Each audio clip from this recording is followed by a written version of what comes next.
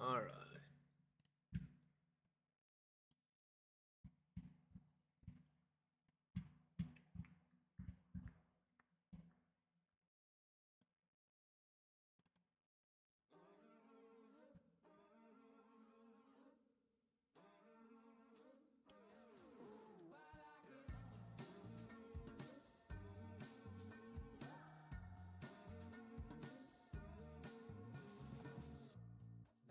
All right.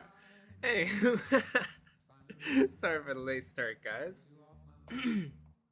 But yeah, welcome. Today is what? June 13th. I don't even know the fucking day. Ah, shit. But let's see if I can make the camera close. All right. Seems good. Sounds good. All right. Today we got a decent docket. Oh man. Let's see here. Try to tune that down a little bit. All right.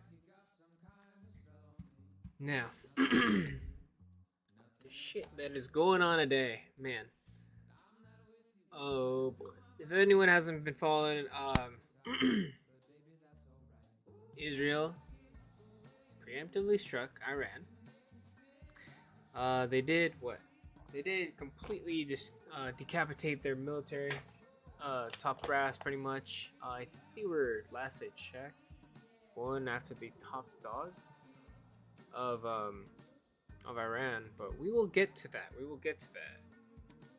Initially, we are going to find out something that I found very, very fucking interesting, guys. Apparently,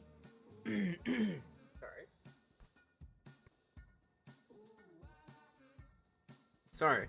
Sometimes, like, you know, just some gets caught in your throat, you know. But oh yeah. So I found a new. So apparently there was new information about the Titanic, and about how there were some social misconceptions about how it became the supposed unsinkable ship. So we will get to that. That's gonna be on the first docket. But if anyone can type me anything for anything that I might want to go take a look at or take a gander at, go ahead and let me know. But otherwise, it seems like we're gonna have a relatively straightforward day. I'm gonna look at some looking at the Titanic stuff. Look at some look on X to check for if any of the protest stuff has been popping off. I think tomorrow is the big No Kings protest that was organized by that Walmart billionaires. Um, we've got that going on. We've got the whole Israel thing going on. What else? What else are we thinking of? Oh yeah, Elon and Donald Trump became buddies again. Pretty much fucking crashing out, but you know, it's all good. It's all good. He became chill. He became one of the boys again. Um, we'll get to it. We will all get to it. We'll get to it. Right now we're just grinding through here to see if there's anything interesting that we might want to take a gander at. Let's see. Do have the Titanic here, the toxic English VA crash out. Sure. Maybe Asmongold has a decent head video for it. But oh, you know what? No. There we go. Thank you, decoy voice. Let's see from there. Yeah, so let's get going, guys. Alright, time to cut the audio for Spotify.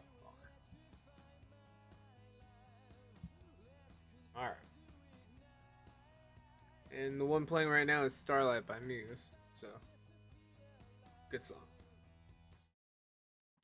Alright. So everyone knows the Titanic. Everyone knows about how it hit an iceberg and pretty much it split the ship. People died. New regulations came out. The whole 9 yards. But apparently, there's now some new information about how it sank that would have led to a discrepancy for how we normally accept the sinking of the Titanic.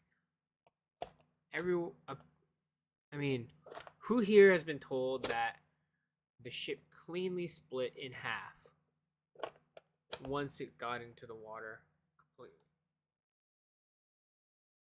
Now I saw the pictures of the Titanic on the seafloor bed and saw how far, in terms of distance, one point was from the other point. It's like bow or bow, bunch of fucking dirt, sediment, belongings, personal belongings, stuff, and then stern, and then stern, and here is like hundreds of feet. So at some point, this shit had to have broken off like way the fuck near the top. But how? Everyone was told there was a clean break, meaning that it would have been pretty much a clean shear. And yet that is not what we will be expecting. And not what we will be seeing.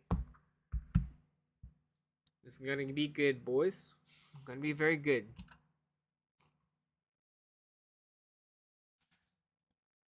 Let me see if I can, hang on. Now, I don't want to fuck up the audio here. New evidence has revealed shocking details that completely rewrite the story. So how did the so-called unsinkable ship end up at the bottom of the North Atlantic? The truth may be far stranger than what you've heard before. From the moment the iceberg tore into the Titanic's starboard hull on April 14, 1912, off the coast of Newfoundland, panic set in. It would take less than 3 hours for the entire ship to be submerged.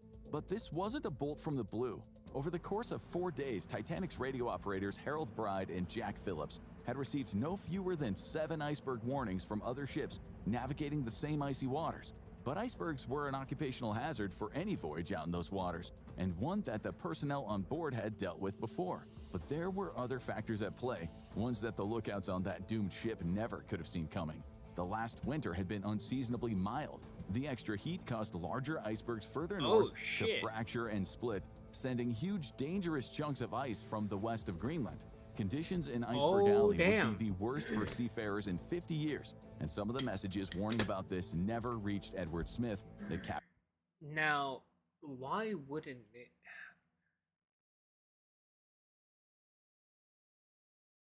Because if he was a actually, let me check. So Edward Smith, 1912. You know what? Let's just do some background information here. Where did Grok go? Why did I lose Grok? Grok?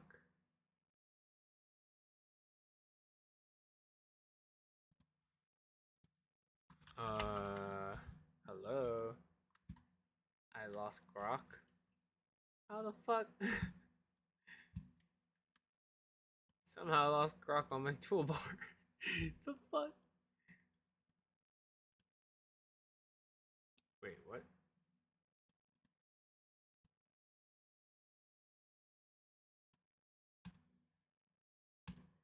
There we go. Alright. It's got me back. Alright, cool. Alright, so going back to the Titanic here. Fuck. Alright. Let's see. This went out in April 15, 1912. So in the spring of 1912, were there reports of unusually large icebergs created and heading to the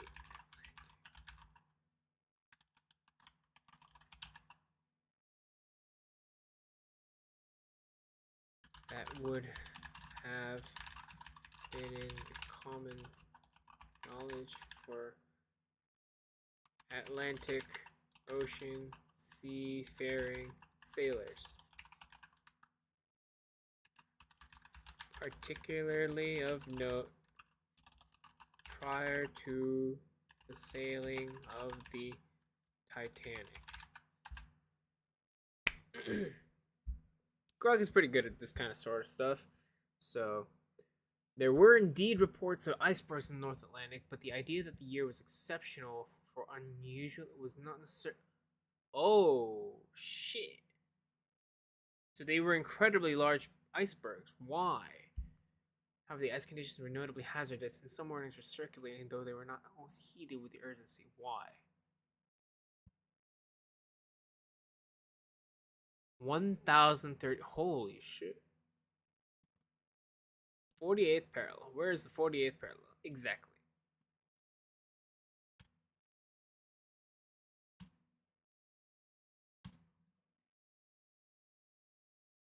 Where? Oh, so pretty much the line of Canada. So if you just imagine this. Huh. Okay, hang on.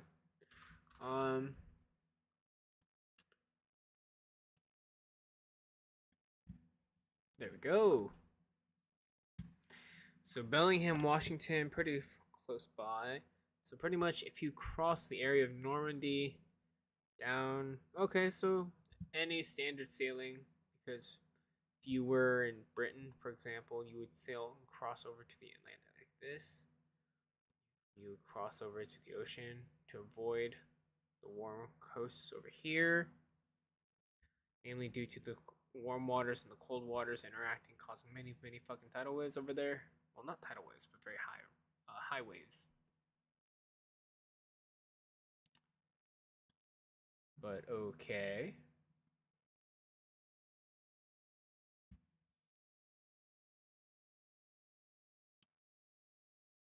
That's 14 other years on the 112-year record of 1900 to 2011 at higher counts. Okay.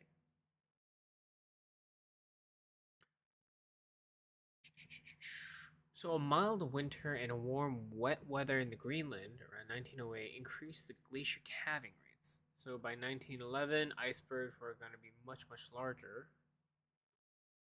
Ah. So this was a culmination of effects.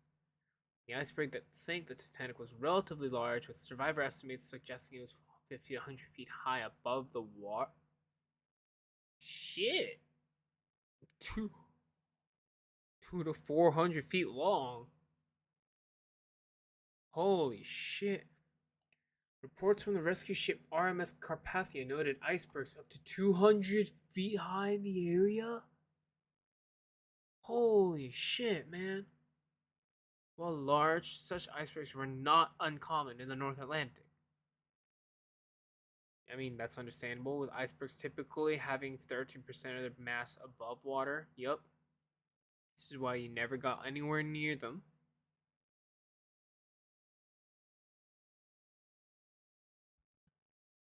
No evidence that sailors were specifically warned of an unusual number of exceptionally large icebergs before the Titanic sailed. Oh, damn. Let's see, before the voyage, they were exchanging ice warnings via wireless telegraphy, okay? The French ship La Touraine reported thick field ice and 2 icebergs. On April 14th, Titanic itself received 6 ice warnings from other ships, including the SS Mesaba, which reported heavy pack ice and large icebergs directly in her path. But these warnings were not consistently relayed to the bridge, as the Titanic radio operators, operated by Marconi's wireless telegraph company. Are you shitting me? So because they prioritized passenger messages, they didn't get the fucking weather report, so that oh my fucking god. Yeah, so this is a culmination of effects of just things going wrong at the key points in time for fucking key things in plot of historical event to occur. Okay. And then the rest is just kind of self-explanatory. Yeah, they didn't get the report. The common knowledge for sailors, but they didn't know what to look out for or where to. What is this? Pre-Titanic sailing awareness. Okay, so on April 15, 1912, a memorandum noted icebergs reported by German steamer America. On April 14th, at coordinates close to Titanic's collision point. These reports were available to shipmasters, but no indication they highlighted an exceptional number of it. Okay. So instead, they focused on the presence of the. So they just reported of larger fields than normal of icebergs to look out for. Captain Smith altered Titanic's course slightly on April 14th due to the ice warnings received, but he maintained the speed of 22 knots, suggesting he did not perceive the ice threat as extraordinary.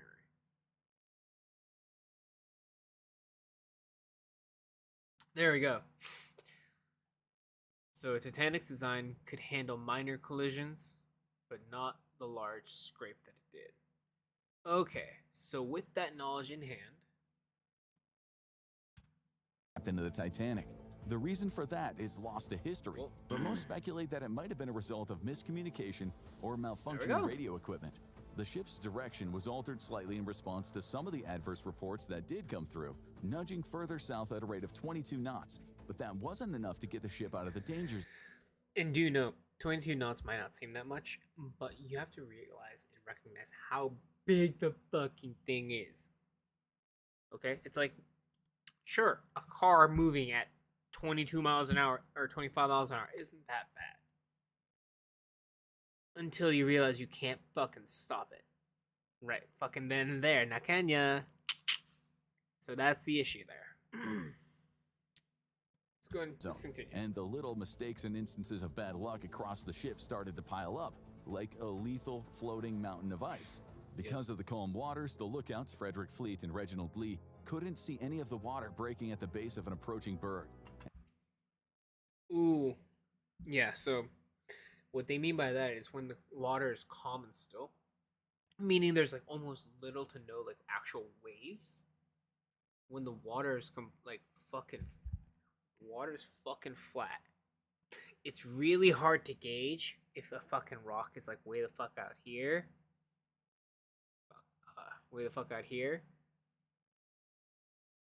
Or like way here. Like it's just harder for them to tell. And I mean, I really don't fault these guys, especially because of the fact that there were very little lights that they could actually project. Back then, with any real effectiveness, you know, as compared to like what?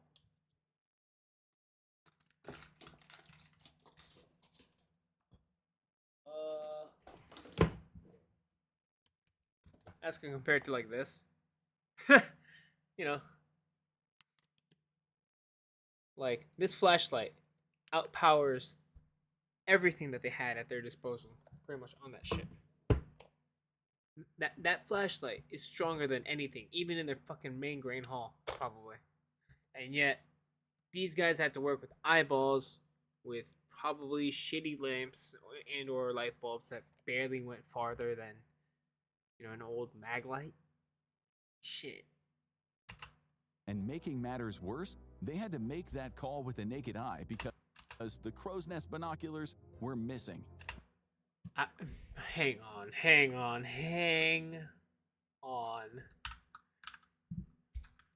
Okay, Reginald Lee, Frederick Fleet. It was rumored that Reginald Lee and Frederick Fleet were on the crow's nest the day the Titanic was struck.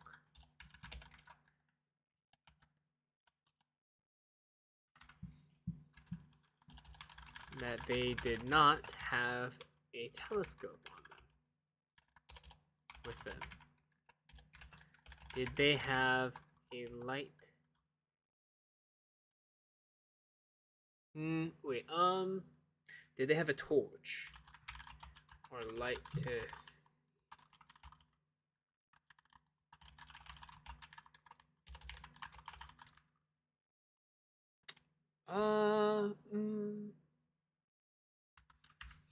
This is true.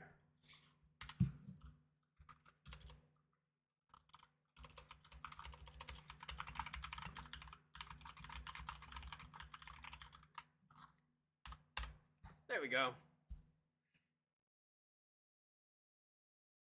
Largely accurate based on historical records and survivor testimonies.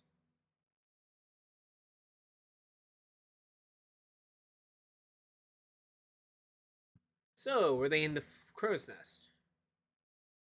When the ship shut the iceberg at 11:40 p.m., Fleet was on primary lookout, and Lee was his partner. Both testified at the British and American inquiries following the disaster, confirming their presence in the crow's nest during 10 p.m. to midnight shift. Damn. It is true that Fleet and Lee did not have a telescope or binoculars, as they often refer to in this case. Significant point of discussion. Why?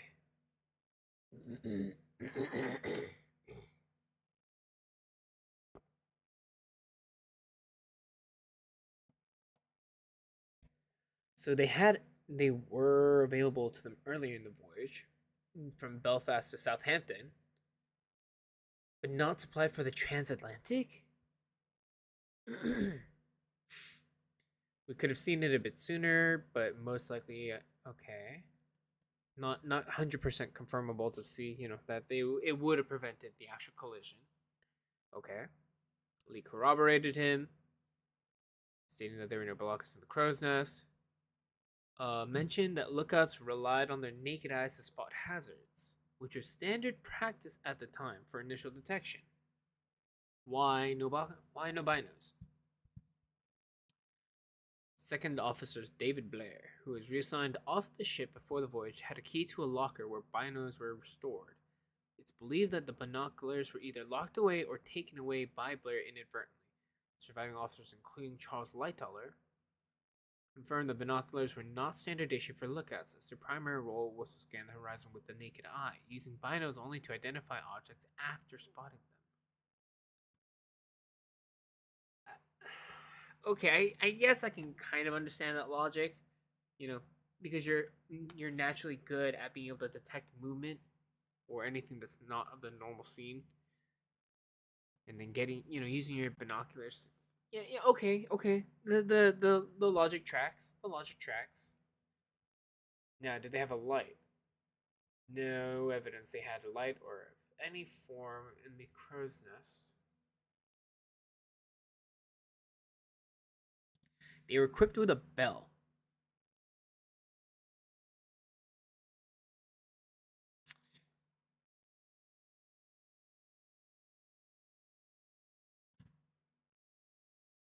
A bell.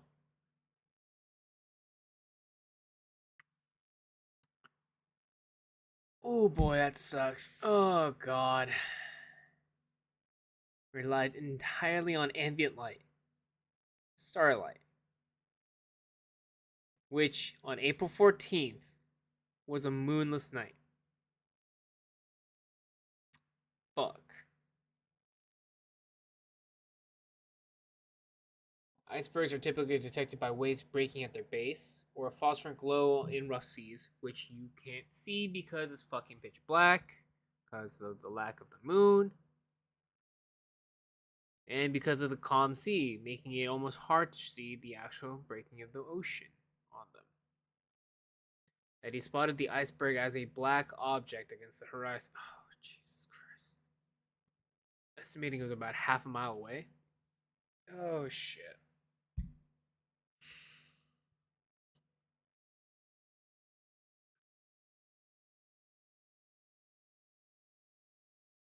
So regardless, the missing binos wouldn't have helped that much because of the fucking speed of the ship going in. Largely.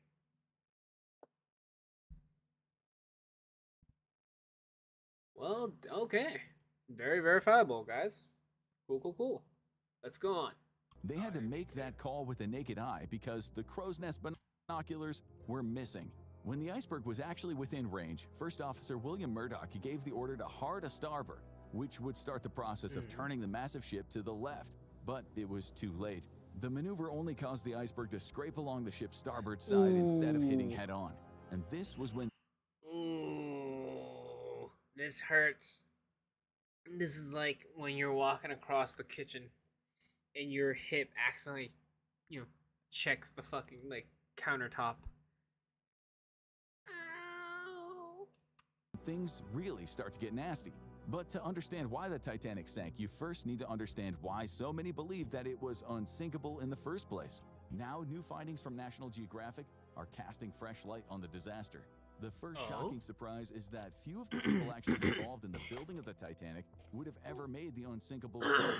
Recent historical analysis shows that the claim was less a belief held by the ship's designers and more of a marketing tool used in brochures and write-ups to reassure water-wary passengers. It's a cruel twist of fate that, in all likelihood, we only even associate the term unsinkable with the Titanic Damn. So it got done in by its own fucking marketing team. because it sank.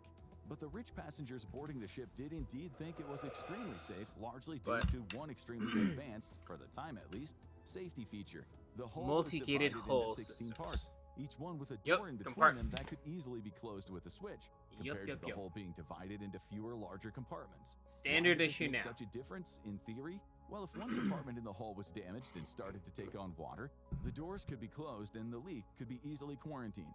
Therefore, the ship would stay buoyant and the passengers would remain high and dry in the event of an emergency. So, how did we see a ship with a feature like that split in half? Theoretically, and it does kill make around sense. 1,500 passengers and crew in the Like, freezing waters. let's not pretend that this shit When is the like iceberg dumb sideways, or a it large failed. shard Like of it underwater kind of ice failed. slashed through It the did. boat's forecastle, its upper deck. It For would years, work. people thought the Titanic was doomed by a huge hole being ripped across its hull, compromising too many compartments to possibly quarantine in one fell swoop. But this is exactly what the new evidence has disproved. As was proposed right after the accident by Edward Wilding, chief naval architect for Harland and Wolff. She the didn't strike fall that at felled once. The Titanic wasn't Yeah, a that would be believable. continuous blow. It was a deadly series of much smaller holes. For over a century now, this has just been a theory, but the work of Paul K. Mathias and later the Nat Geo team has shown that Wilding's belief, largely discounted at the time, was actually the closest to the truth after all. Okay, let's check this out real quick, guys. Hang on. Hang on. Ooh, man. James Wilding Titanic theory. To the index now, new images from the wreck of the Titanic show changes to the famous ship. A 15-foot section of the portside railing has fallen to the ocean floor. Scientists say it is a reminder that the Titanic is deteriorating. Much of the ship's fine art. No, that's not what I'm trying to see.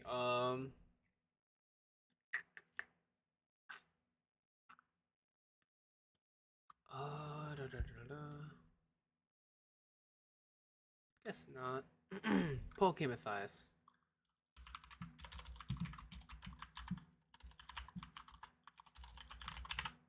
Titanic. What the fuck? Why can't I find anything?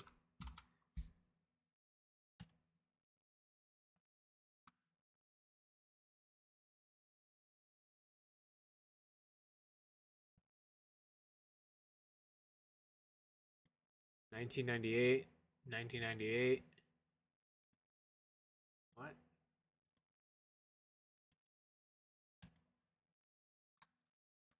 Okay. What is this? According to Hall. Here we are. According to Paul K. Mathias, who made the measurements. Oh, hello. Damage consisted of a series of deformations on the starboard side and stop along the hull, 3 meters above the top of the bottom of the ship.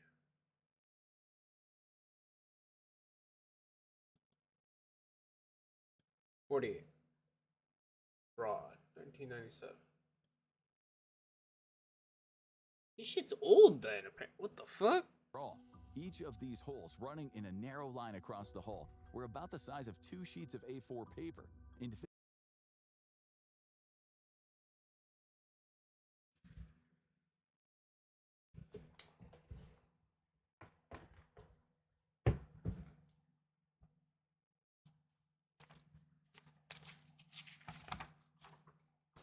Two sheets of paper.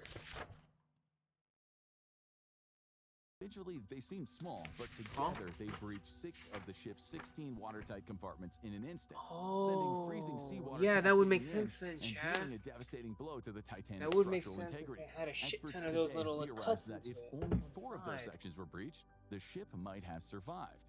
How did they figure this out How? when so many other researchers and historians had overlooked those details? The answer all comes down to modern computer technology. It was a project spearheaded by filmmaker and massive Titanic enthusiast Anthony Geffen, along with the Magellan Limited Deep Sea Mapping Organization and legions of historians, engineers, and other experts. Now, Alright. all they needed were the robots. The 2 remote-operated underwater robots, Romeo and Juliet, were sent down to the wreck over a 3-week period to collect as much data as possible. Mm-hmm.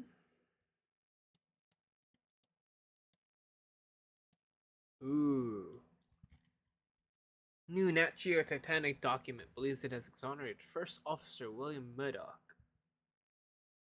Filmmaker Anthony Geffen used 2 robots and 715,000 digital images, holy shit, to create a full-scale 1-to-1 digital twin of the ship's wreckage. Accurate down to the rivet. Okay.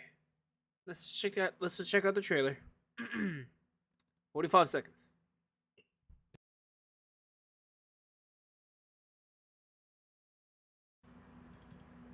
The fuck? Alright, there we go. Expeditions have been down to the Titanic, but it's pitch black down there. This digital twin is the most impactful thing since the wreck was first found. Oh shit. Here we really see the power of the simulation. Wow. We are around 12,000 feet at the bottom of the ocean, looking up at the Titanic. This is a view I've never had before. Oh my god, what the hell? Yo. That was sick. Oh my god. Okay, yeah. If it's that if it's to the point of that life likeness, then yeah, it's actually very understandable to how they were able to tell the paper line cuts. From Or, all the I guess, remains razor scattered thin across the cuts, ocean huh? floor. Every inch of the Titanic was scanned in detail. Over 715,000 individual images were captured in 4K, in addition to a huge number of laser measurements. The result was 16 terabytes of God usable data, damn. or about the same as 1.5 million MP3 songs or 6 million ebooks. The images were used to create a 3D scan of the entire Titanic wreck in minuscule detail. Oh This shit. created, in the words of National Geographic, a digital twin of the real wreck lurking almost 12,500 feet beneath the waves. According to Titanic researcher Park Stevenson, quote, "It's like a crime scene. You need to see what the evidence is in the context of where it is. And having a comprehensive view of the entirety of the wreck site is the key to understanding what happened here." See, it kind of I mean, it's obvious, but I think the reason why we got a little bit of it wrong is because we didn't have as probably in depth, or we weren't able to get it as in depth of a picture as we are able to now. This is probably just due to the expansion, evolution of technology. Actually, no, that is completely what this is. Wow. Technology is great. Big difference is that this crime scene is 9 miles wide. And that's how we got images of the sunken Titanic that historians and researchers of the past could have only dreamed of. On the model, you can see the shattered stern around 2,000 feet away from the rest of the ship, a side effect of the ship splitting in half and shattering against the seafloor. In the seabed around the ship, you can even see the personal items of long-dead passengers. There we Watches, go. jewelry, and There we coins. go, chat. Panic and chaos reigned when it became clear what was happening on the ship. Naturally, the crew did what they could to keep the rowdy passengers under control, with some reports even claiming that they fired off guns into the air to pacify the crew. I mean, this is just a fucking no-brainer. You guys are on a sinking ship. People are gonna go nuts. Crowd. They needed to get as many people onto the lifeboats as possible, but sadly, that wasn't going to happen. The Titanic lifeboats were large, Why? each one capable of carrying around 65 Oh, let me people, guess. but due to the People were panicking and fucking left early. commotion, the first lifeboat sent off had only 28 people in it, less than half of the people who And could have monkey potentially been see, saved on monkey that one do. boat. That set a grim trend going forward that showed no signs of stopping. In an effort to control the crush Yeah. of people, some of those boats had only a fraction of the people they could have had. Families were split, with the women and children first law of the sea, meaning that a large number of husbands and fathers needed to stay behind. And while it's easy to point to the mishandling of the evacuation as the reason why so many people died, even in the best of circumstances, Yeah. a huge number of people would have been doomed. And I mean,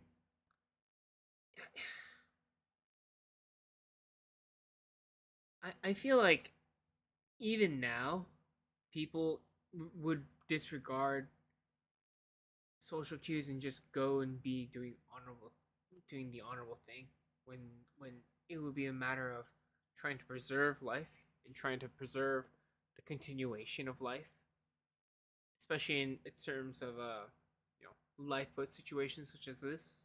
I feel like society hasn't changed that much, even with how much progress we've had in terms of feminism and third wave movements and whatnot. I feel like people would still act relatively similar to how how the people of old would do. We would throw up our children. We would throw up our weak and those who can directly take care of them first. But I mean, of course, there are going to be the selfish who throw themselves forward, and I mean that's their prerogative. People are allowed to be selfish. That's fine. People want to live. I can't blame them for that. An incredible act of overconfidence in the safety features of the Titanic. There were around 1,200 lifeboat places for over 2,200 passengers. Over 1,000 people would have been impossible to save no matter what.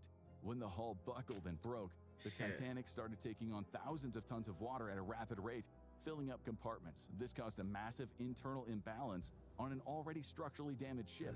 The infamous split that caused the Titanic to fold as it sank occurred between the ship's third and fourth funnels, right beneath the ship's smokestacks. This area was practically doomed from the start, given that the part of the hull here was less reinforced because it's fucking heavy of the funnels. Only 706 passengers survived the sinking of the Titanic, and many of their lives were ruined, having left family members or friends on the ship to die. By the time the RMS Carpathia arrived on the scene, they were looking at the site of one of the greatest tragedies of the early 20th century. And it's been up to everyone else in the decades since. And there were many images. When closely observing photos taken of the hub fragments by Romeo and Juliet, the researchers were able to easily dispel the idea that the ship splitting in two was a clean break. In fact, from the damage on the it makes edges of sense. the Why the fragments, fuck would it be seemed fucking more perfect? like it had been violently torn apart during the wreck. One of the other stories that has long circulated about the sinking of the Titanic is what happened to First Officer William Murdoch, the same crew member who had made the diversion order just a little too late. It often been repeated as a fact that Murdoch abandoned his post when things descended into chaos. But material evidence from the new scan shows us that this isn't actually the case. The positioning of the davit, the crane used for lowering lifeboats into the water, suggests that Murdoch wasn't in the lifeboat being lowered, but still on board, helping to lower the lifeboat with his crew. He was likely in this position when a wave swept him away to the murky depths of the Atlantic forever. Another one of the long-disputed claims from survivors was that of ice pouring into the actual rooms of the ship while people tried to escape. See, this is something that doesn't make sense to me. Why the fuck would small bits of ice be chilling on the sea, coming in?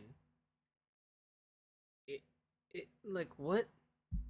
You're interacting with a massive fucking iceberg. Is it really fucking impossible to think that there would be micro bits of ice and things surrounding the massive fucking iceberg? No, that's literally what happens in real life. That's literally what happens.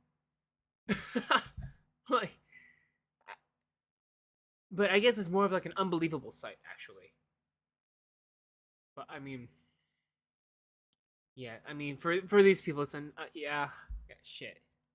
This was long thought to be an exaggeration to make the stories of escape more exciting. The discovery of a shattered porthole, likely smashed by the iceberg, suggests that eyewitnesses may have been right all along. But these pale in comparison to the most shit. amazing detail that the new evidence has proved.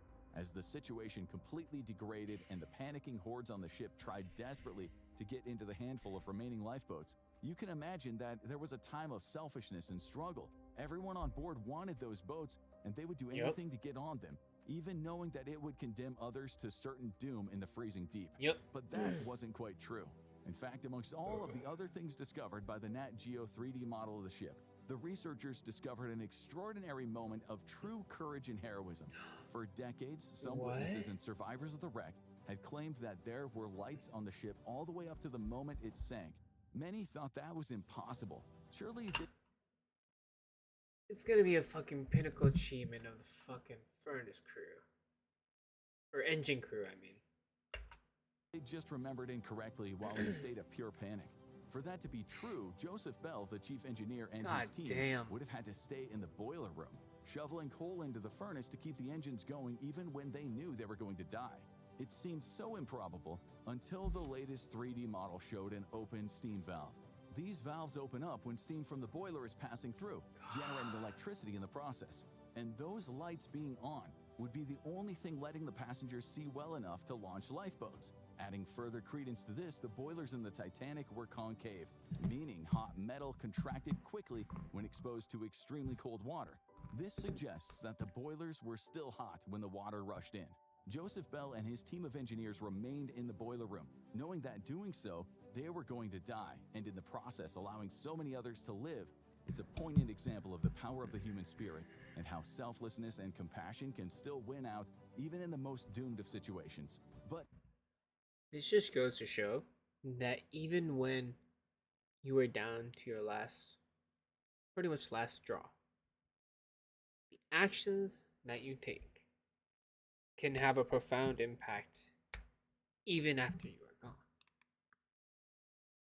And the actions that you take also can help define, well, the fate of others. Be mindful.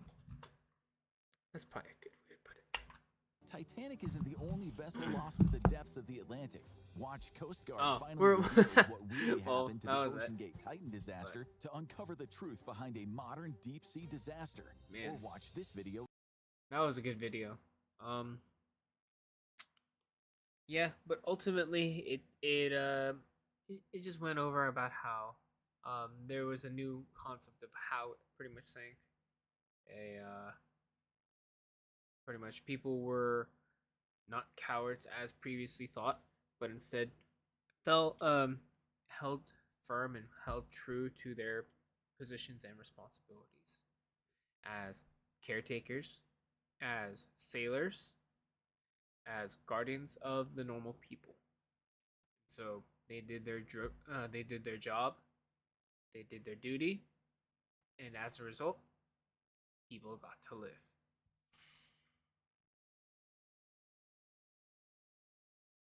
Wow. Oof, yeah, Reddit is kinda not doing well, boys. Kinda not doing well. This is gonna be a good one. Operation Rising Lion. So this is pretty much what's going on between Israel and Iran. Let's get into it, guys, because it's not going well. Around 5:30 a.m. local time, Tehran was awakened by explosions. What had been hanging in the air for days had just happened. Israel carried out a massive attack on Iran's nuclear program and beyond. Israeli Air Force, as part of an operation codenamed Rising Lion, first neutralized Iran's air defense and then struck over 100 targets across Iran. The attack, conducted using F-15, F-16 and F-35 aircraft, among others, reportedly destroyed the main uranium enrichment facility in Natanz, while strikes on residential areas killed leading commanders of the Islamic Revolutionary Guard Corps and nuclear program scientists. Welcome to the special report. Last I was paying attention to this, they hadn't killed the main leader of Iran.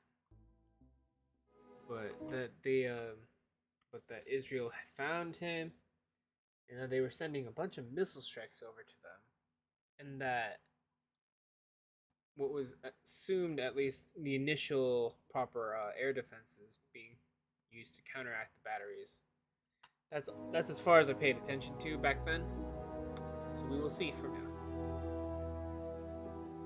Oh man, this is a really high det channel. Damn, this is a really good quality channel. Oh shit. This is a good times, bad times. Oh, I am subscribed. Moments after the first explosions, Israeli Defense Minister Here, Israel guys. Katz announced that Tel Aviv had conducted a quote preemptive strike on Iran Here. as a part Send of this Operation to Rising chat. Lion, and shortly after also declared a state of emergency in Israel due to expected go. Iranian retaliation. That way everyone Katz knows stated what, this was a what we're all defining watching. moment for Israel. An IDF spokesperson confirmed that the attack targeted Iran's nuclear program. The attack was carried out by Israeli air forces, numbering over 200 aircraft.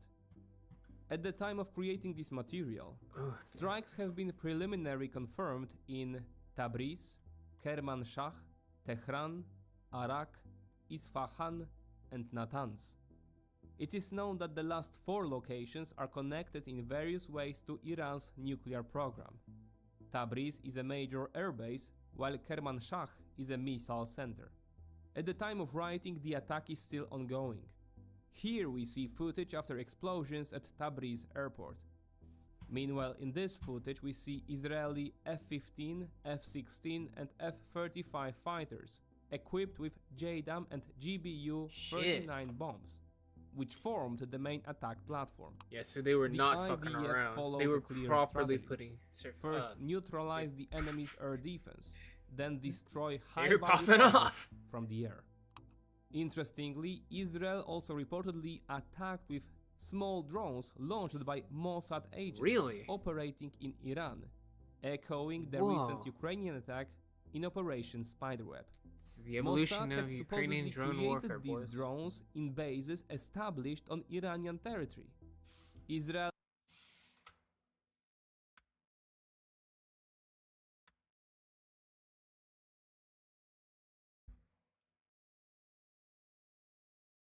Man, this is almost similar to exactly what what Ukraine did with Russia with the drones that struck the Russian military bases. and aerial tankers to conduct a major air operation continuously 1500 kilometers from its borders. Small drones were used to eliminate human targets. Effectively, Iranian state media fairly quickly confirmed that the following So pretty much, the people who wanted Israel constantly dead and were refusing to negotiate a proper nuclear peace deal with America are now dead. Meaning that anyone who goes to take the position now has to. Man, I do not envy whoever has to take that shit. It's just like a matter of like, oh, only a matter of fuck. I'm not gonna. attacks. Major General Mohammad Bagheri, Chief of Staff of Iran Armed Forces. Major General dead. Hossein Salami, Commander-in-Chief of the Aw. Islamic No, not Mr. Salami. Revolutionary Guard Corps. Major General Gholam Ali Rashid, Commander of Khatam al-Anbiya Central Command. Rear Admiral Ali Shamkhani, former Supreme Leader commander of the Advisor Iranian Navy, former IRGC as well as 2 commander. nuclear program scientists. Fereydun Abbasi, physicist involved in nuclear energy and former head of the Atomic Energy Organization of Iran. And Mohammad Mahdi Tehranchi, another scientist involved in nuclear weapons, engaged in Iran's nuclear program. Yeah, it makes sense why the military people would be targeted, but also, the nuclear fucking scientists who are enriching the nuclear material and weapons. Yeah, it makes sense. They were hit. It would also make sense if any one of their colleagues were hit too. Anyone in the nuclear, developing thing. Home of one of the assassinated Iranian commanders was hit during the last Israeli strike. Oh shit! It's that 6-winged pronged fucking blade drone. It's like the Shahad or like the Hunter Killer. I don't remember what it's called. Classified intelligence information, the IDF struck the residences of these individuals, effectively eliminating them, most likely along with their families. This fact alone may indicate that Iran considered warnings of an imminent Israeli attack to be a bluff. Otherwise, these high-profile individuals why would they think it's a wouldn't bluff? have been in their own homes. Nevertheless, what may be even more painful for the Ayatollah regime, the IDF reportedly hit the uranium enrichment facility in Natanz, according to Tel Aviv, very severely, destroying it. The center is located 225 kilometers south of Tehran. No matter what your opinion is on Israel, I'm pretty sure it can be. I'm pretty sure it's like well accepted throughout that as bad as Israel is in some regards, a lot having Iran with nukes is a good time for no one. I mean, especially if your neighbor. I mean, okay, listen. I can understand, and I actually agree with why Israel attacked Iran. It makes sense. If you have a nation that constantly goes, fuck Israel, or death to Israel, and death to America. If we are America, so we don't really give a shit because they're far away from us. But Iran and Israel are neighbors, like direct fucking neighbors. That's like if Mexico was like death to America. I'm pretty sure we would not be having a very good fucking conversation with Mexico. Or if Canada, whatever you want to use for your example in this case. But regardless, you cannot allow someone who is willing and directly stating for your death to be all of a sudden going, oh, why would you attack me? Gee, I wonder, maybe it's because you literally said that you would call and bring forth my death if I didn't. And I don't think a lot of people realize how small Israel is compared to Iran. We will get to that actually, but let's continue with the video for now. According to the military, Israeli air forces destroyed the underground part of the facility, which housed a multi-level uranium enrichment hall with centrifuges, electrical rooms, and other supporting infrastructure. Oh shit. The attacks also destroyed key infrastructure enabling the facility's continued operation and progress of Iran's nuclear program. Yeah, this is a multi-year system buildup that is absolutely fucking gone. This is something that would have taken years to plan out and build, and completely fucking gone.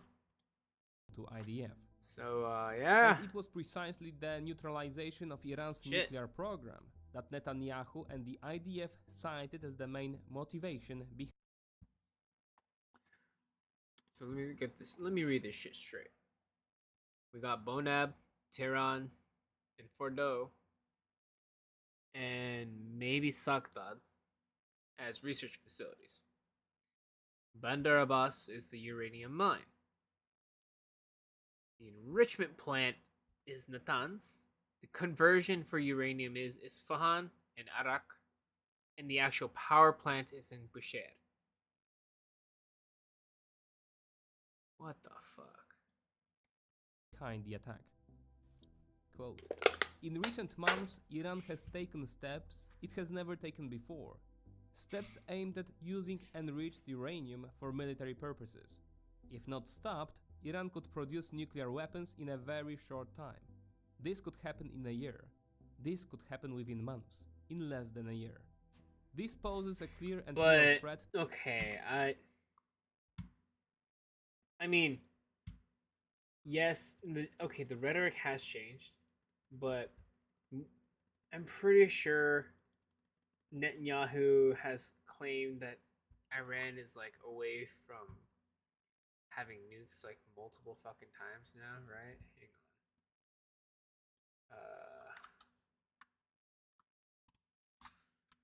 How many times in the past has Benjamin Netanyahu stated that Iran is days or weeks or even months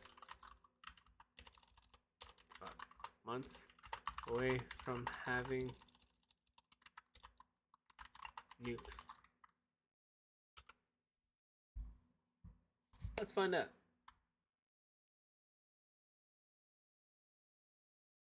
Over the past 3 decades, how many times has he stated? Ooh, documented. Thank you very much, Grok. Let's see here. Once in 1992, translating for 36 to 60 months. So about, 3 to 5 years. Okay. And then in 1995, 3 years later, another 3 to 5 years. Then 2002, weeks away. 2009. So a whole 7 years later. 7 years later. Weeks away again. 2012. Months away. 2018. Huh? Hiding a secret nuclear program. Project Ahmad. Okay. And he claimed weeks away. Again.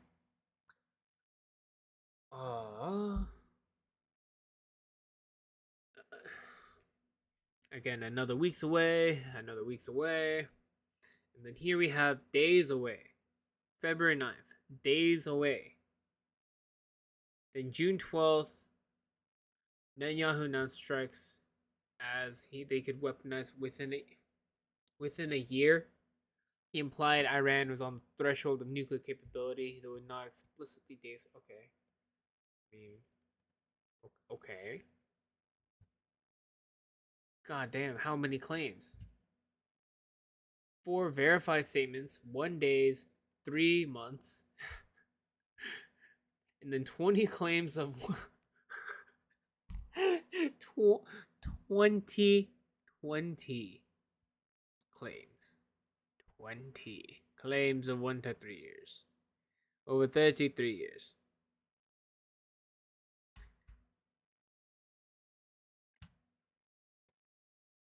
This is a bit of a fear mongering, like exaggeration for 3 fucking decades. Let it be acknowledged for that.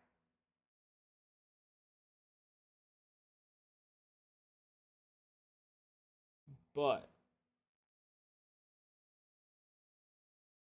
when you are Iran, and this guy has been stating that you are days away or weeks away from having nukes.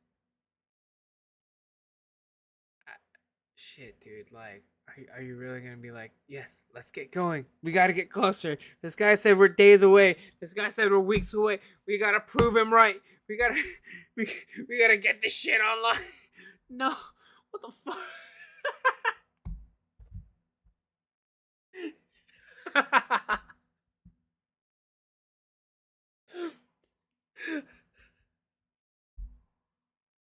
Oh God, fucking hell. Oh God. To Israel's very survival, said Benjamin Netanyahu. Somewhat confirming Netanyahu's words, the IAEA, International Atomic Energy Agency, this week for the first time in 20 years, formally noted Iran's violation on non-proliferation obligations. An earlier IAEA report stated that Iran had enriched uranium to 60% purity, enough to produce 9 atomic weapons. However, after the attack on Natanz, the IAEA has not recorded any radiation level breaches. But what was Iran's response to all this? At the time of creating this material, to put it mildly, limited. Iran's supreme leader, Ayatollah Ali Khamenei, said the attacks show Israelis' vile nature, and that with this attack, Israel has prepared for a bitter fate for itself that will surely befall it. A spokesman for Iranian armed forces said that the United States and Israel will pay a high price for the attacks. So he But doesn't believe that implementation of America this didn't do threat anything? has been rather weak so far. I mean, it's kind of 5 hard not hours to. after the start Okay, of I Israel's mean, attacks, It's hard not Iran to. sent 100 Shahed drones We to must attack not be helped targets them. in Israel. Let's recall that flight time over such a distance takes them at least 5 hours, while Russians regularly strike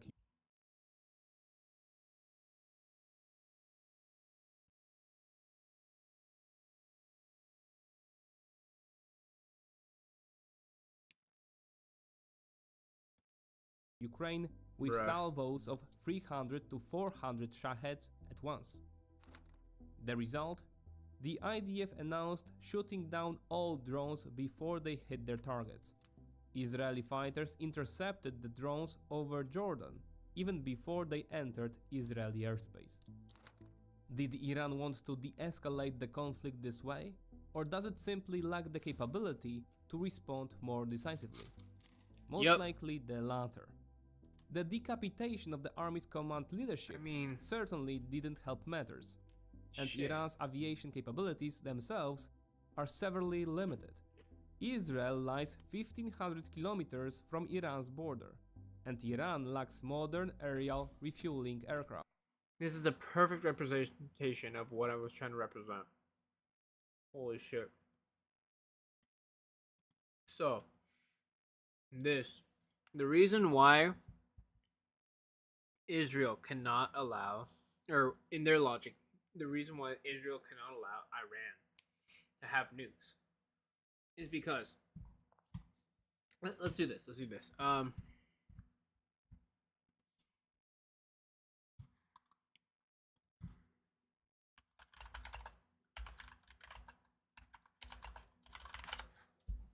Size of Israel versus Japan.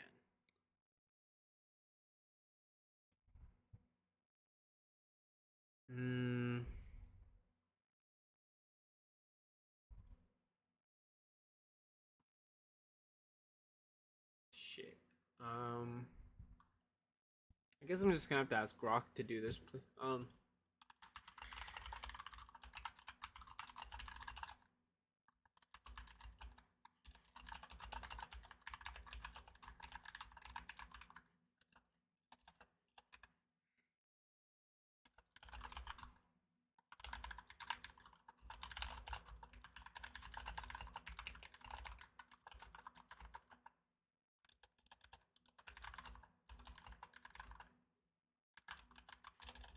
Please put the capital of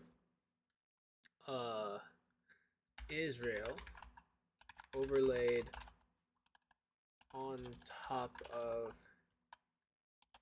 Japan's Hiroshima.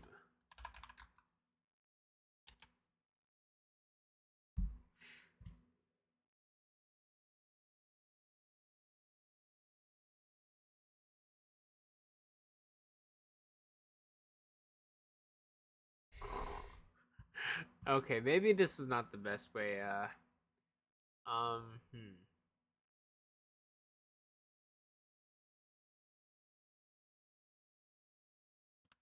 You know what? Maybe I need to describe this shit better.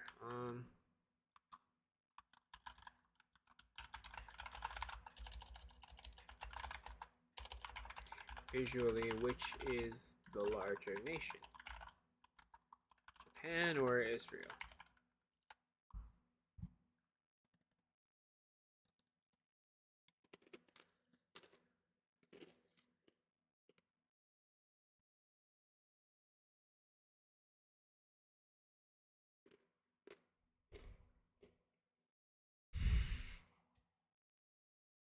Okay.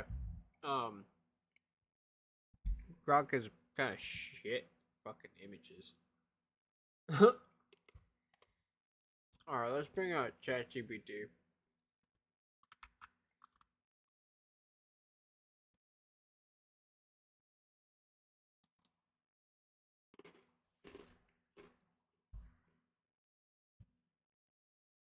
Thank you.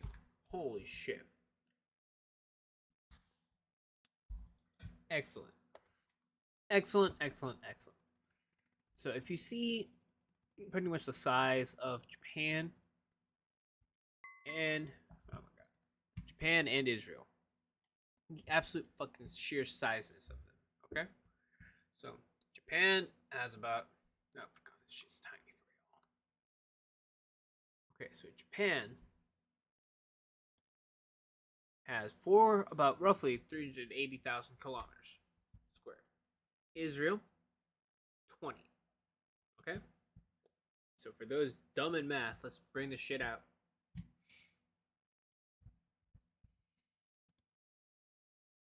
Let's see.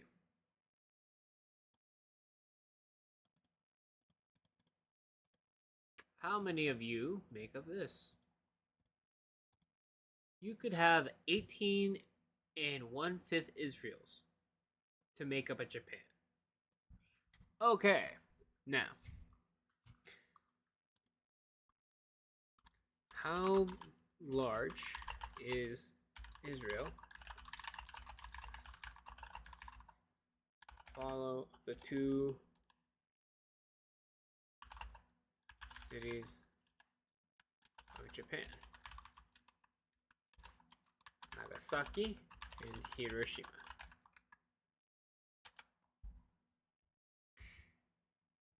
Thank you.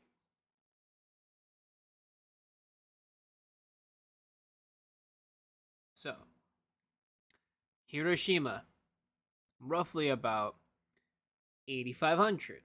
Nagasaki, roughly about 41. So, 12 and a half, okay? 12 and a half thousand versus 20.7, okay? Now, it's not comparatively exactly the same, but you have to realize, for anyone who hasn't fucking pieced out 2 by 2 together now, Hiroshima and Nagasaki are the cities that America fucking bombed in World War II with nukes. With nukes. With nukes. So, the two nukes completely fucking flattened and destroyed the cities. Okay, they were airburst bomb nukes. If they were ground based, they would have irradiated the fucking ground and had material shoot way the fuck up. That's not what we did. We completely destroyed every piece of radioactive material. Okay, that is the purpose of the airburst. Okay, so Israel, roughly 2.5 times larger than Hiroshima, 5 times larger than Nagasaki. Okay, cool. Okay, cool.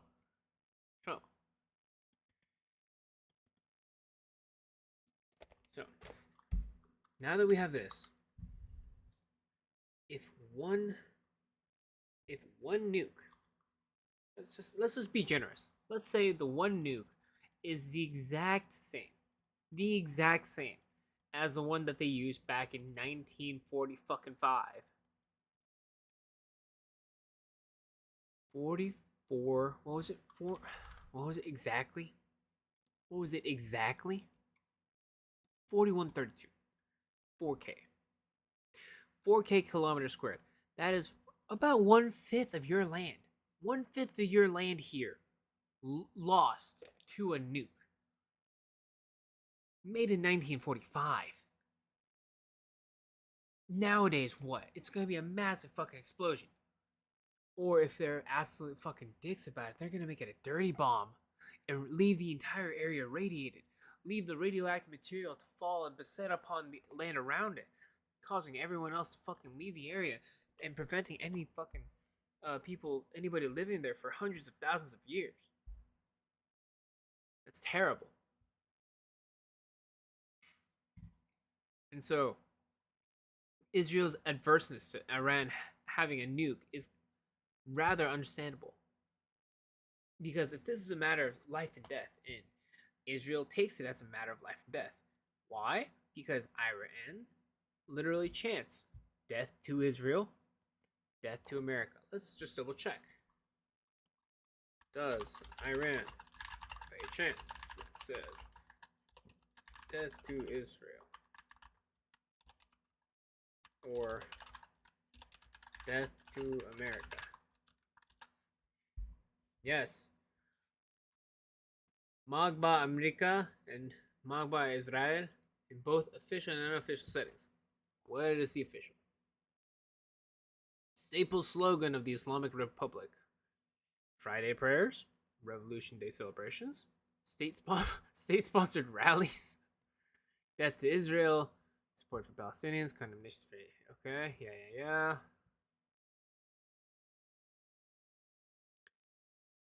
What the fuck? Iranian officials, including Ayatollah Khamenei, have at times clarified that the chant does not literally mean calling for the death of the people, but rather the end of the policies and governments of the U.S. For example, when we say death to America, we mean death to Trump, Bolton, and Pompeo. Death to American rulers, not the people. Bruh. These chants are symbolic slogans reflecting political opposition. Yeah, sure. Uh-huh. Sure, buddy. Sure.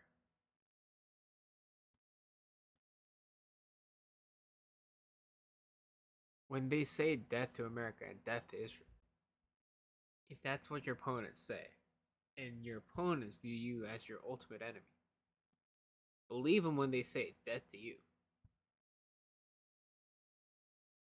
That's like saying to that's like if an intruder came into your house in the middle of the fucking night and then going, death to you because you fucking caught me sneaking and burglarizing your shit. Fuck you. What the fuck is this? Moreover, Iran's fighter and bomber fleet is very outdated, relying on American aircraft from the 1960s and 1970s. F-14 Tomcats and F-4 Phantoms, or somewhat newer Soviet platforms, MiG-29s and Su-24s. Israel's air superiority and air defense advantage is therefore gigantic.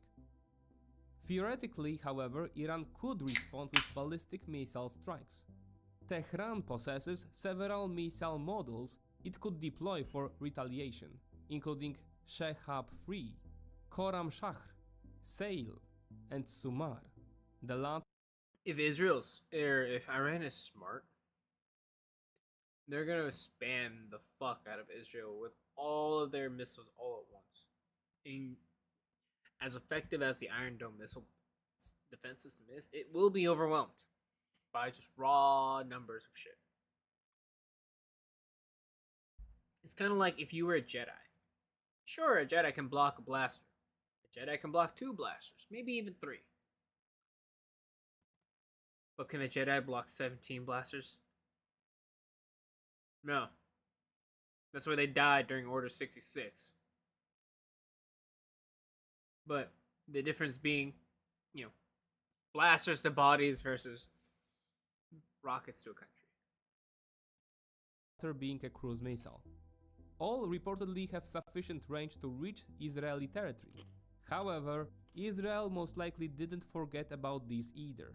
An unknown number of warheads and launchers were also reportedly destroyed in the attack.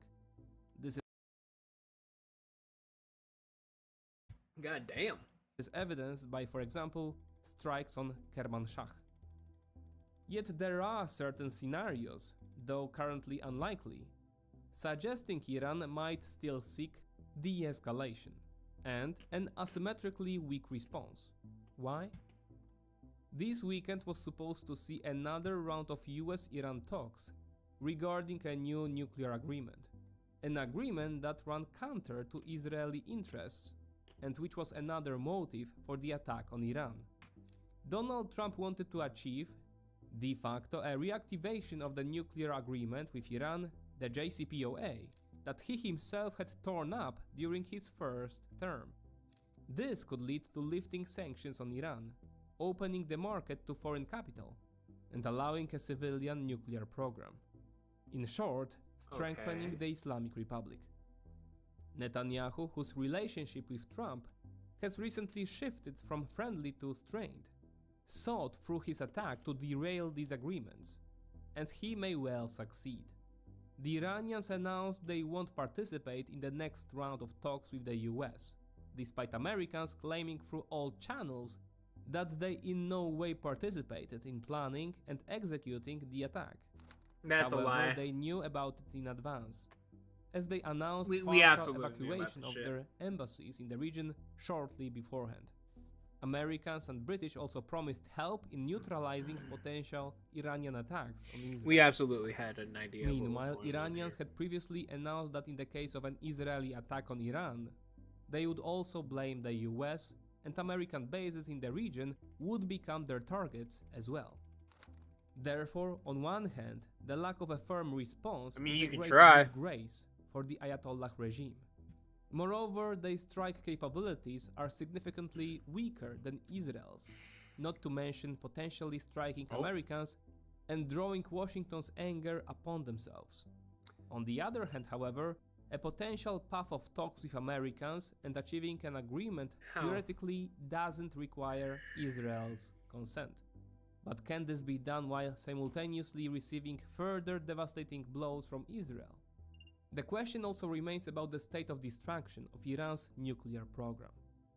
The Natanz base may have been severely damaged and several scientists killed, but the Iranians most likely keep key technologies and materials deep underground, even in bunkers carved into rock, which Israel's air defense, however powerful, most likely lacks effective means to penetrate, despite preliminary IDF communications.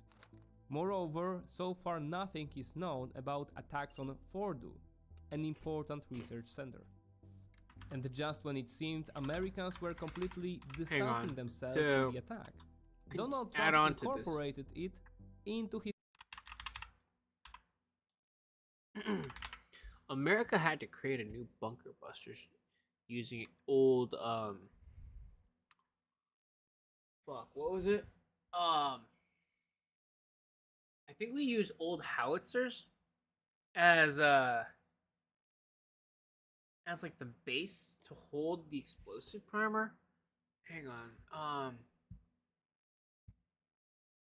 Shit.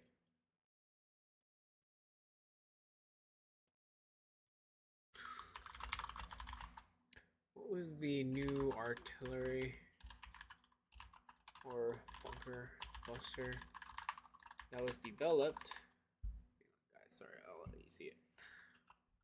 Using the chassis of an old deactivated howitzer. I think it was used to destroy the leadership during Operation Storm.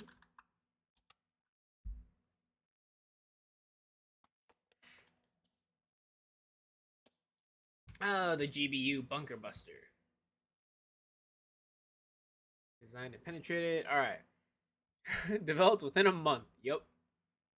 At Eglins Air Force Base. The initial batch of GBU 28s using modified 8-inch artillery barrels. Yeah, there we go. Deactivated howitzers. Oh shit. These barrels were chosen for the strength as they were designed to withstand repeated artillery blasts, making them ideal for penetrating concrete and earth. Yup. Bomb weighed about 5,000 pounds, contained 630 pounds of tritonal explosive. Mix of TNT and aluminum powder for enhanced explosive power. So only 2 of these were dropped ever during Desert Storm. One over the targeted bunker of Al-Taji Air Base. It's part of Operation Deep Throat. And where was the other one?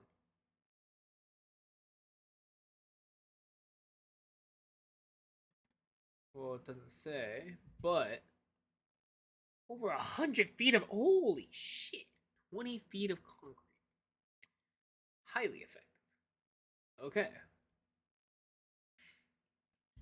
All right. So following that, yeah, it was meant for penetrating these hardened facilities, essentially. Underground, even in bunkers carved into Fordu, and Even in Israel's bunkers. air ground, even in bunkers carved into rock, Yep. completely distancing themselves from the attack. Donald Trump incorporated it into his game with Iran. In a Truth Social post, he wrote, quote, "I gave Iran chance after chance. I told them it could be much worse. The US makes the world's best lethal weapons, and Israel has a lot of it. Trump allegedly warned, and now those warned are dead." In other words, Trump is once again using Israeli pressure, now in the form of a massive attack, to close his own deal. And facts can always be bent to fit the situation. To summarize, the situation of the country ruled by Ali Khamenei is quite unappealing. Will Iran swallow its pride and return to talks with the Americans? Or will there indeed be, as Netanyahu said, a long war awaiting Israel, with US agreements thrown into the trash? We will find out soon enough.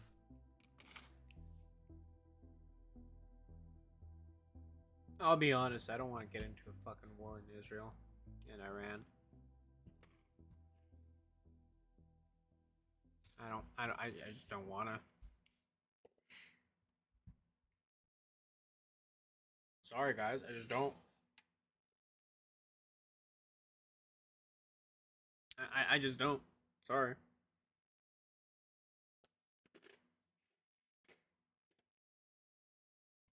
World War III likely just started, as I don't know how we can stay out of this. As yesterday, Israel launched a preemptive strike against Iran, striking several parts of their capital, Tehran. Oh, wow. And also the Natanz nuclear facility, as they successfully struck several sites across the country. With CNN reporting, they took out all of their top generals. There are very high chances that the entire Iranian general staff, including the head of the Iranian general staff of the Iranian military, and several senior Iranian nuclear scientists, were all eliminated in the Israeli strikes tonight. Able to strike incredibly accurately as they staged the attack from inside. Similar to the pager operation that Israel carried out last year in Lebanon, this one also took years of planning. The mission included Mossad smuggling vehicles and drones into Iran, setting up a drone base in Iran, and activating the drones this morning to hit Iran's surface-to-air missiles. Which really makes you wonder why the U.S. allows our adversaries to own so much land near.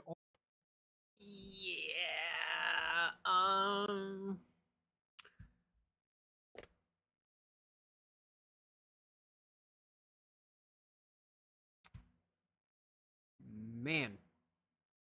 Okay, I know for sure, right? Patterson Air Force Base is absolutely fucking good.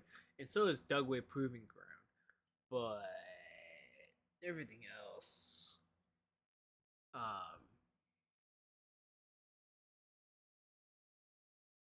Maybe Fort Liberty too, I guess. But shit. Or military bases. And not to get too ahead of ourselves, as a single strike doesn't necessarily mean American soldiers are being sent overseas. But right after the attack, a Republican senator said, "Game on." The only people tweeting "game on" are those who know for certain they themselves aren't being sent to the front lines. As Secretary of State Marco Rubio wrote, Israel took action against Iran. We are not involved, and our top priority is protecting American forces, ending it with Iran should not target the US. I agree with the sentiment of, we didn't attack you, so don't retaliate against us. But honestly don't know how effective that message could be, with President Trump immediately stating he gave Iran several chances to make a deal, but they couldn't get it done. And certain Iranians spoke bravely, but are now no longer alive. So the next planned attack will be much more brutal, but they had the time to stop it. So Iran must make a deal, save themselves, and do it before it's too late. And I get what he's doing. making a statement from a position of power. It's just unfortunate that every single message pretty much expects America to be held responsible for that initial attack. As right after, Iran sent hundreds of rockets into Tel Aviv, where their Iron Dome was successfully blocking several of them. But apparently, some of these hypersonic rockets were able to get through. It missed the With launcher, several by the way. civilian structures being hit. Here, we'll go back. So, no, this is where the actual slinging launcher is. Right here. You can tell because that's where the dust clouds are showing the rocket plume. But then here's where it actually strikes. So we're able to get through. Shoot! Oh. Off center. Off kilter. Missile launcher, not missile launcher. Missile launcher, not missile launcher. Hit random building or park. I hit random fucking something. I don't fucking know. But didn't hit its target. Sucks. With several civilian structures being hit.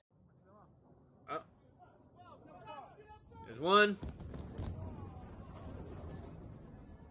I'm pretty sure this is just another repeat angle of the exact same As thing even that we just apartment saw. complexes were damaged in the attack. There we're seeing one of the impacts in an apartment building in Tel Aviv. The building on fire, the entire facade of it torn off. And as the barrages continued, Fox News correspondent Trey Yingst had to evacuate. Yaniv, get ready to pull it off the sticks. Get off the sticks. All right, let's go. Time to go. Oh. Okay. Guys, come on. Everyone move. Everyone move now. And even as of recording this, rockets continue to successfully hit the city. With the Daily Mail reporting, at least 7 sites were hit, including 7 residential buildings, but also ramping up their coverage of which American cities Chilling map revealing more 250 mil. What the fuck? would perish in a nuclear attack. I understand a bit of fear-mongering is to be expected, but when do we go Get the from fuck outta here overblowing with the this situation to preparing accordingly, as the former Secretary of State essentially expects an event to occur somewhere in the world? And indeed, there may be an event somewhere in the world. It's not just the missiles or drones they'll fly to Israel, but the Iranian IRGC, the very leadership the Israelis destroyed last night, has been working in nearly every country around the world, including the United States of America, to plant little terror cells all across the world. With Tony Saruga concerned, they may already be activating sleeper cells in our country. Okay, this is a bit of a stretch. Do I believe Iran has sleeper cells? Yes. But do I believe that this shit so far is overt fear mongering as well in response to this? Also, yes. As I honestly don't know what to believe, other than I know a lot of civilians are about to suffer, and I hope it doesn't come down to sending American soldiers to lose their life in some conflict overseas. So even though I'd like to have lighthearted commentary about an impending nuclear World War III, the best I got is how we can accurately predict military activity by closely monitoring pizza companies near the Pentagon as the top brass is all ordering delivery, simultaneously not having the time to visit a very specific bar. I'm not exactly certain how they realize that correlation, but it is peak 2025 to be able to predict military moves by what's essentially a pineapple pizza index. So hopefully this all fizzles out, and we can just go back to covering these Antifa riots, aka the two fringe ends of the BMI bell curve, as the US Marines just arrested their first protester, and we gotta talk about that.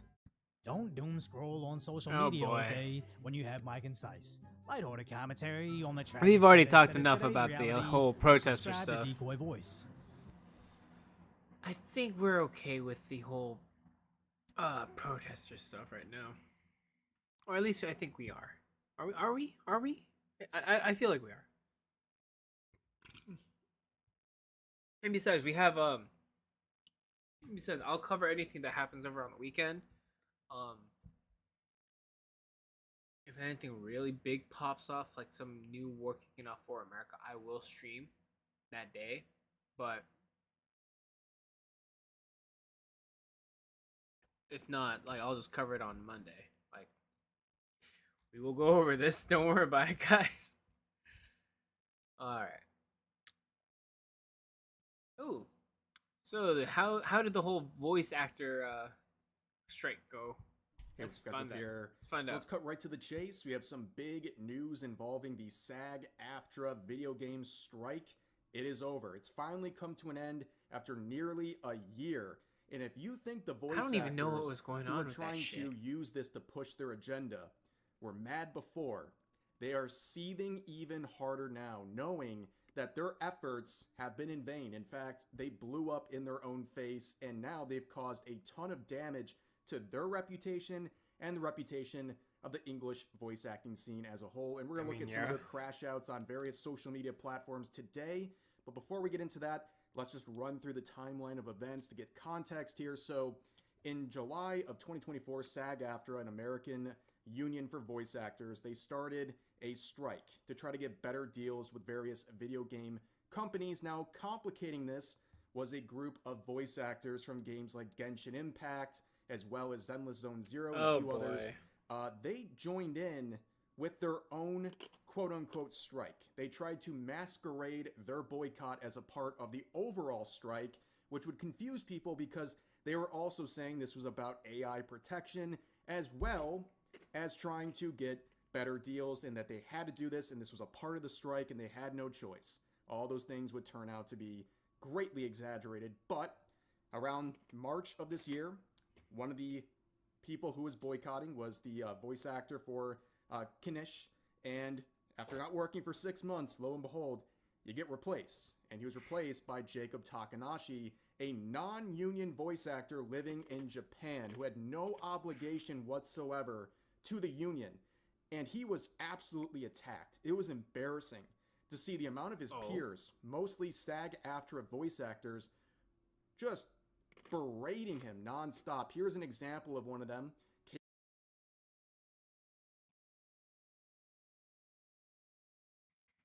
This is actually kind of diabolical. If you need the money, at least take the role uncredited. This just comes off as an easy grab for clout. It's not a good look.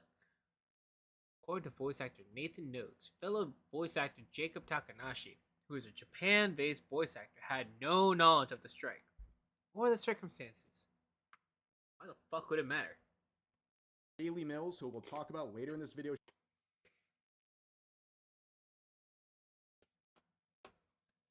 This over pretentious, oh, I can't believe you took this role, when you're doing no one a favor. You're making your fucking look like a over pretentious dick. She's crashing out hard. She called him diabolical, and all these other people said he was a clout chaser, and that he was a scab, and that he should be blacklisted from the industry. It was really, really bad. Now, a lot of people saw these sorts of interactions, and they said, whoa, these people are bullies. Like, they might have been on board with the quote-unquote strike before, because they're like, oh, they need these AI protections, and, you know, they have to participate in this. People started questioning the narrative. They started looking at these people and saying, wait a second, what they're saying doesn't really add up, and also they seem like really insufferable people. And it became very clear after various crash outs, especially this one from Corina, who is the former voice actress for Paimon in Genshin Impact. She made it very clear those supposed complaints about AI and the goal of that with these strikes was not the main focus. She made it very clear in her unhinged rants where she called YouTubers stupid, and that basically all video game players aren't smart enough to understand how these strikes work. But she made it very, very clear this wasn't just about AI protections. It was about trying to get more companies to work with the union, which would make them more money. And these sorts of concerns were confirmed in this video by a voice actor named Joe Zija, who made it very clear that when it comes to the AI concerns, most of these concerns were already covered by various agreements these actors already had in place. And most importantly, he clarifies that these people from Genshin Impact and other Hoyoverse games, they weren't a part of the overall official strike. What they were doing was a voluntary boycott, what he calls a collective work refusal, where these voice actors just decided on their own that they weren't going to continue voicing characters for these games, and then they try to masquerade it as a part of the official strike in order to intimidate people and try to get them to also remove their roles. And this was all with the intention of eventually getting some sort of a deal with Hoyoverse, which of course would not happen. And this video was really the turning point, like the final nail in the coffin for the narrative, because people could tell with their common sense that a lot of these voice actors were unhinged lunatics and were pushing some sort of an agenda and using the strike to get their own sort of goals in place. But now you have an official, well-described confirmation of things that we already had a good idea about, but now know for sure. And that's when all the voice actors, they jumped ship. They left Twitter. It was a mass exodus. They all went to Blue Sky, which of course they did, because it's the biggest echo chamber on the internet. They've just been continuing on.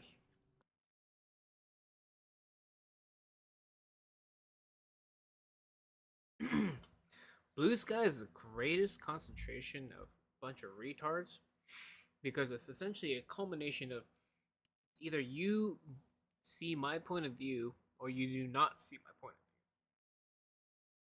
view. And by not seeing my point of view, you are become a Nazi, because you do not see it. And essentially, you just slowly shove out and force out anyone who's of dissenting opinions. So the only ones who are on Blue Sky are the same people who regurgitate the same talking points. And you've essentially created your own safety echo chamber all over again. God damn. To this day, relentlessly posting every waking minute of their day about this strike and about how persecuted they are and how all these YouTubers and other people on social media are so dumb and they don't understand anything. That's pretty much where that loud minority of voice actors have gone. And I do think they're the loud minority. There's plenty of voice actors who are being negatively affected by this while wanting to work and not being able to do so because of the union. One example of that is the Venti voice actress, who made it very clear in this response on TikTok that she wanted to continue voicing Venti, but she was receiving threatening letters from SAG-AFTRA and basically prevented her from continuing on in the role. So there were people who wanted to work but were being stifled by SAG-AFTRA. So it's not just every voice actor out there wants to participate in this collective work refusal. No, they're the loud minority, and unfortunately it's impacting other people who are not a part of it or don't want to be a part of whatever they're doing. And that leads us to today. It's over. Oh. The strike is over. What does that mean for these voice actors? Not much. Doesn't seem like they really got anything they wanted, but there's been a lot of controversy and drama surrounding this entire situation. A lot of people look at this and say, what did you get out of this? All you did was intimidate people into losing their jobs or turning down opportunities or just straight up getting in their way, wedging between them and their opportunities. And you did all this and set back the reputation of the English voice acting scene. So far, I don't think it'll ever be fully fixed. Like, people have a very, very negative view of the English voice acting scene because of a couple handfuls of lunatics in the scene who tried to exploit this strike to get better deals for the union. And they got exposed, and here we are, and they're going to sit here and pretend like this is exactly what they wanted, when clearly it is not. This was a failure. And this was covered somewhat in this video by Mugen. He talked about some leaked DMs from various people who were involved with the negotiation committee, trying to work with these voice actors and SAG-AFTRA, trying to get a deal together with these studios. And there were several messages that a whistleblower provided to him where it shows, just to sum it up very briefly, it shows how arrogant these people are. And that shouldn't be surprising. They really think they're in control of everything. And the people on this negotiation committee, they didn't want things to end. They wanted to keep this strike going for as long as they could. That means people staying out of work for even more months because they don't really care. What the fuck? How long was the voice actor of Paimon on strike for?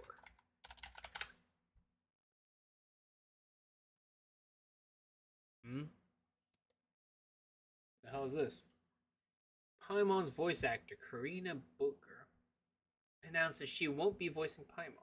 So, are there any new major roles coming up for you soon, or is it still just going to be Paimon? I know you're not voicing Paimon at the moment, but is there any new roles that you have coming up? Correct. After Jacob was replaced, I sent notice to Hoyo saying that I would no longer voice Paimon until they became union, so they'll probably just replace me.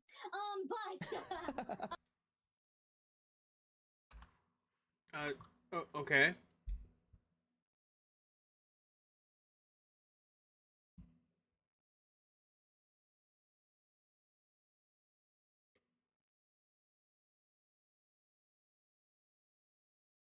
Yeah. Seems like, right here. Fuck. My God. They just want to get their way. And also... Wait a minute, we never even found out how long this shit was.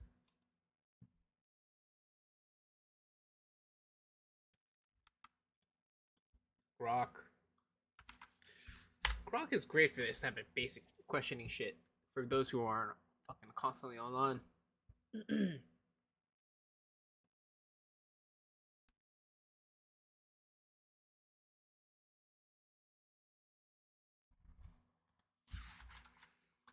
What was it? How long was the overall?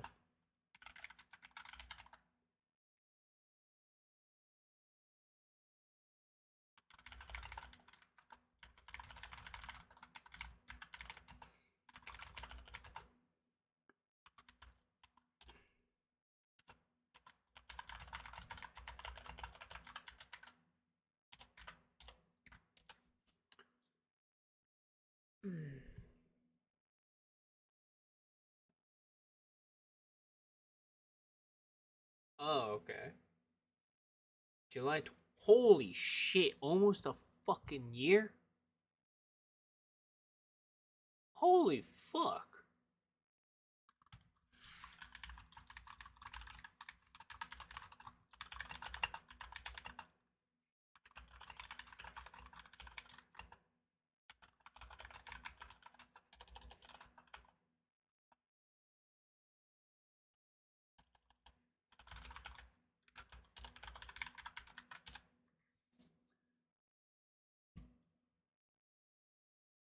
Don't receive payments. Okay.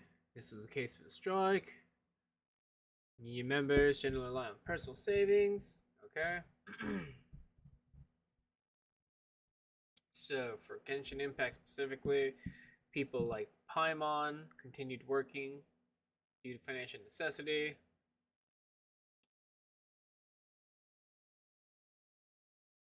Huh. Alright.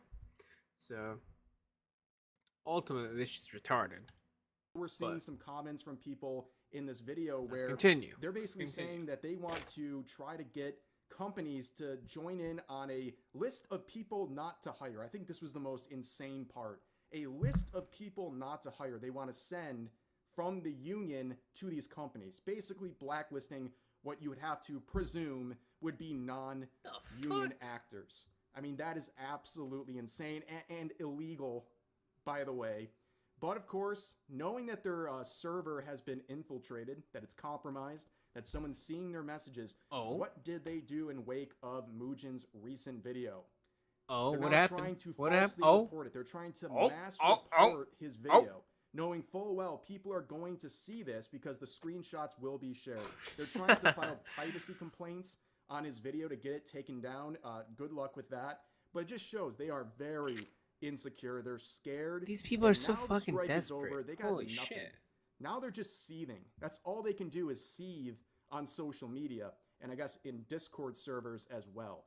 Now, not every voice actor had a negative reaction to... Hey, Jennifer Hale, the voice Jennifer of Hale here, who is Commander Shepard, said transparency is good. Good. I would assume referring to the fact that these messages got out there. And then she says, healing is most important. This has been an incredibly difficult and divisive time. There is much work to do to put our community and our industry back together. Shut the fuck up, Kayla. You are enabling drama tubers and making people in your community feel unsafe. Shut the fuck up. Holy goddamn balls. Wow. People like you are the reason why there's constant social strife. and there's an inability to be meeting people in a fucking dialogue of discussion in a central meeting point, and then from a topic in context of nuance, finding out why each person has their perspective. But no, you want to hold only your position and only your position. You fucking piece of shit. Seems like a very reasonable response to this. I wonder what the other voice actors who are trying to play a role in this collective work refusal have to say about it. Oh, here's Kaylee Mills again. Remember her from the beginning of the video when she was attacking Jacob Takanashi? Yeah, she had something to say right here. And oh, she got hit with another community note saying, "You are enabling drama tubers and making people in your community feel unsafe, airing their frustrations while trying to navigate a really tough situation in a private space. I really hope you simply didn't understand how harmful this could be. You're hurting your community." Talks about making the community a safe space, yet harass Kinnich's new voice actor Jacob oh my fucking god, Jacob Takanashi, and supported an abuser Chris Niyoshi. These are not actions that someone would take if they were trying to make the community a safe space. So she's a fucking bloody hypocrite. Okay, that's fine. That's fine. She's just an idiot then. Saying Kaylee Mills talked about making the community a safe space, but yet this is one small job for him, not his full-time work. It's Karina's bread. So what? He's flaming Jacob, but not Karina because she needs the money. He's done very little voiceover work, so it isn't what he's relying on to pay the bills. For all we know, his wife's the breadwinner. Either way, they bought a house recently, so I doubt it was necessary job. So it's all good. I like your work generally. However, I think that talking very deliberately about a poly's finances in a public way is Number like, one, what the fuck? saying it's okay for Karina, the voice actress for Paimon, to keep working with the company during these fucking people. Holy shit. Quote-unquote strike, because this wasn't surprising at all. It's just a mask-off moment for a group interaction. This person saying, you're not even a journalist. I'm so over this. I'm so over this, referring to Mugen. This person says, yeah, you're so right. You need a corporate bootlicker with insane amounts of bias and motivation to not tell the truth, to be able to report on something. Very smart opinion. And then that previous user replies by saying, yeah, shut the F up. I'm asking why a gosh darn drama tuber is being trusted with information like this. Why him specifically? It doesn't make sense. They're acting like these are top secret government files or something. Like they're screenshots this from is Discord. Just fucking relax. Drama. And why are people like this so mad? Why are you so mad right now? Like, why is Mugen or any YouTuber making a video about this stuff so upsetting? And the journalism comment, I'd rather be called anything than a journalist. And you don't need to have a degree in journalism to understand these situations. That's what the voice actors were trying to do. They were trying to diminish any of the people talking about this, saying, oh, you don't know what you're talking about because you can never understand the complexity of our world. But a lot of this just boils down to common sense. You look at the way people are acting, the things they're saying, and you start analyzing it just a little bit, and you realize what they're saying doesn't make sense, and also the way they're acting is crazy. You don't need to be a journalist to understand how to make those sorts of observations. But anyways, yeah, I mean, it's pretty self-explanatory and pretty self-evident to see that these people are not what's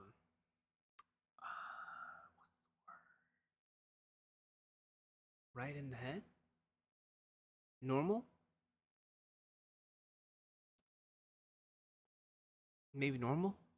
I don't know.